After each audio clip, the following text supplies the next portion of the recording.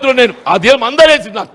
ఎందుకంటే చదువుకున్నాడు, విద్యావంతుడు, ప్రజల పక్షాన్ని నిలబడి మాట్లాడతాడు, పోరాటం చేస్తాడు, శాసనమండలి కూడా ఉండాలి, ఉంటేనే ఏదైతే గవర్నమెంట్ గైడెన్స్ లాగా ఉంటాడు అని చెప్పిన భావనతో నాకు అవకాశం కల్పించింది. మరి ఇంత 4 దశాబ్దాలు నేను పోరాటం చేస్తే నాకు చివరికి దక్కిందేందే? మానసిక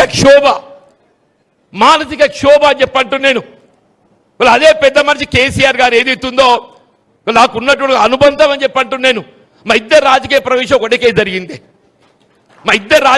ఒకే కేసు జరిగింది మేము 3లో. వారు నాపై ఉండే అభిమానంతో ఏదైతుందో నాకు చేయూతలు ఇచ్చిండు అని చెప్పంటున్నా. నన్ను బీఆర్ఎస్ పార్టీలో చేర్చుకోవడమే కాదు, ప్రధాన కార్యదర్శిగా బాధ్యత అప్పగించి ఇవాళ ఈ తెలంగాణ కంటకుని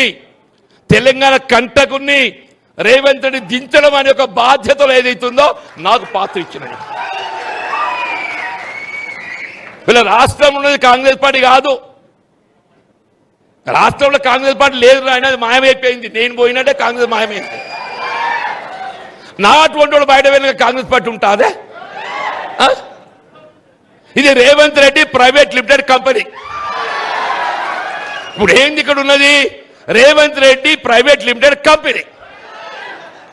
పాపంగా ఆడబిడ్డ మీనాక్షి నటరాజన్ ఏదో నేను ఇంత పార్టీని దీన్ని ఇంత బాగు చేస్తా అని చెప్పి వస్తే ఆమెను కూడా ఏదైతుందో ఇవాళ బలి తీసుకున్నాడు దుర్మార్గుడు రేవంత్ రెడ్డి అమ్మ అంటున్నాను.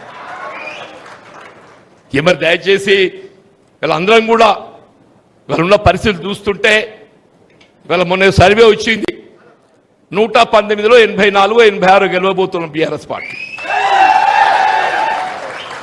అందులో మీ సార్ కూడా ఉన్నాడు, లక్ష్మీనరసింహరావు గారు.